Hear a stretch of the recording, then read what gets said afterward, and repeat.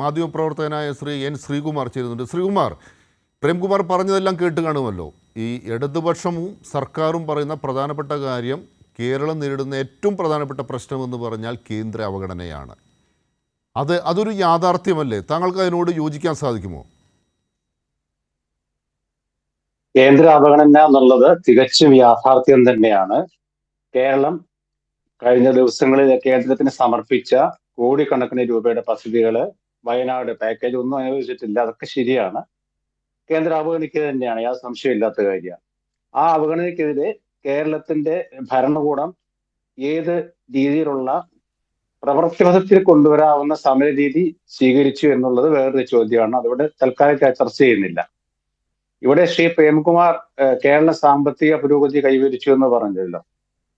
അപ്പൊ കഴിഞ്ഞ ദിവസം പാർട്ടി മുഖപത്രത്തില്, CPM-ന്റെ മുഖപത്രത്തിലെ സെക്രട്ടറി MV ഗോവിന്ദൻ മാഷ് ലേഖനം എഴുതിയിരുന്നു. 1957 മുതൽ ഇപ്പോഴത്തെ ഗവൺമെന്റ്, പിണറായി ഗവൺമെന്റ് വരെ കൈവരിച്ച നേട്ടങ്ങൾ, മുന്നേറ്റങ്ങൾ, വികസനം എന്നൊക്കെ അത് ചില ഘട്ടങ്ങളിൽ യാഥാർത്ഥ്യം പറയേണ്ടി വരും.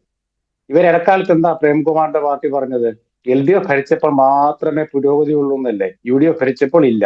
പക്ഷെ ഇപ്പോൾ നോക്കൂ, ബജറ്റിന് 2 ദിവസം മുമ്പ് എഴുതിയ ലേഖനത്തിൽ എല്ലാ ഗവൺമെന്റുകളും മുന്നേറ്റത്തിന് സഹായകമായ നിലപാട് സ്വീകരിച്ചു എന്ന് എഴുതിയിട്ടുണ്ട്. രേഖയാണത്. പിന്നെ മറ്റൊരു കാര്യം, നമ്മൾ ഇന്നത്തെ ബജറ്റാണുള്ള ചർച്ച. ഒരു ദരിദ്രമായ കേരളമാണ് ഇപ്പോഴുള്ള ശ്രീ രാജേന്ദ്രൻ. അതായത് നീതി ആയോഗിന്റെ റിപ്പോർട്ട് പ്രകാരം നമ്മള് സാമ്പത്തിക മാനേജ്മെന്റിൽ 15ാം സ്ഥാനത്താണ്. ആകെ 18 സംസ്ഥാനങ്ങളിൽ 15ാം സ്ഥാനത്താണ്. ഈ ദരിദ്രമായ സംസ്ഥാനത്തെ ഒരു ദരിദ്രമായ ബജറ്റിൽ കുറെ സ്വപ്നങ്ങൾ വിവരിക്കാൻ പറ്റും. ശ്രീ ബാലഗോപാൽ കഴിഞ്ഞ ബജറ്റ് അവതരിപ്പിച്ചപ്പോൾ നമ്മൾ ഏറ്റവും അധികം ചർച്ച ചെയ്തത് B പ്ലാനാണ്. അത് ബാലഗോപാൽ പ്ലാൻ ആണോ എന്നാണ് ഇപ്പൊ ആളുകൾ ചോദിക്കുന്നത്. എന്താണ് B പ്ലാൻ? അത് ഈ B പ്ലാൻ എന്ന് വെച്ചാൽ ഉദ്ദേശിച്ചത് എന്താണ്? ബാലഗോപാൽ കഴിഞ്ഞ ദിവസം ഒരു ലേഖനം പാർട്ടി മുഖപത്രത്തിൽ എഴുതുന്നത്, മിനിയാന്നാന്ന് തോന്നുന്നത്, 2 ദിവസം മുമ്പ്. അതിൽ അദ്ദേഹം പറയാണ്, കേന്ദ്രം ഞെരുക്കുമ്പോൾ മറ്റു വഴി നോക്കണം എന്ന് വെച്ചാല് കേന്ദ്രത്തിൽ നിന്ന് സഹായം കിട്ടിയില്ലെങ്കിൽ കേരളത്തിലെ ജനങ്ങളുടെ നെഞ്ചത്ത് കയറുക. അതിന്റെ തുടക്കമാണല്ലോ കിഫ്ബി റോഡുകളിലെ ടോൾ പിരിവ്.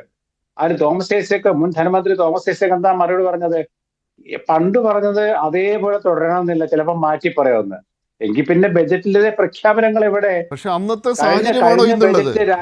ഒന്ന് ചോദിച്ചോട്ടെ, അന്നത്തെ സാഹചര്യമാണോ തോമസ് ഐസക് അത് പറയുന്ന ആ ഘട്ടത്തിലുള്ള കേന്ദ്ര സർക്കാരിൻ്റെ ആ നിലപാടാണോ ഇന്നത്തെ കേന്ദ്ര സർക്കാരിനുള്ളത്? കാരണം കഴിഞ്ഞ വർഷം തന്നെ 57,000 കോടി രൂപയാണ് കേരളത്തിന് തരാതിരുന്നത്. അപ്പോൾ ആ സാഹചര്യം മാറി എന്നതൊരു യാഥാർത്ഥ്യമല്ലേ? അതായത് ഈ ധനകാര്യ മിസ്മാനേജ്മെന്റ് എന്നുണ്ട്. അതായത് 2000-ൽ കേരളത്തിൽ ഉണ്ടായിരുന്നതിനേക്കാൾ ഏതാണ്ട് എത്രയോ ഇരട്ടി, 20,000 കോടി ഉണ്ടായിരുന്ന 1,60,000 കോടിയാണ് നമ്മുടെ ചെലവ് വന്നിരിക്കുന്നത്. അപ്പൊ ഈ ധൂർത്ത് എന്ന് പ്രതിപക്ഷം പറഞ്ഞൊരു കാര്യമുണ്ടല്ലോ. ഇപ്പൊ ഇവിടെ പറഞ്ഞവരും നിങ്ങളുടെ ലേഖകരും പറഞ്ഞ എന്താണ്? പ്രതിപക്ഷത്തിന്റെ കാര്യമാണ് കൂടുതൽ പറഞ്ഞത്. പ്രതിപക്ഷത്തിന് എന്തായാലും റോള് 8 വർഷമായിട്ട് ഭരിക്കുന്ന ഇടതുപക്ഷ ഗവൺമെന്റ് ആണ്. ആ ഗവൺമെന്റിന്റെ തന്നെ ചില പ്ലാനുകൾ, ഇപ്പൊ ഉദാഹരണത്തിന് ഈ ബജറ്റ് അവതരിപ്പിക്കുന്ന 2 ദിവസം മുമ്പ് CPIയുടെ അഭിപ്രായം എന്താ വന്നത്?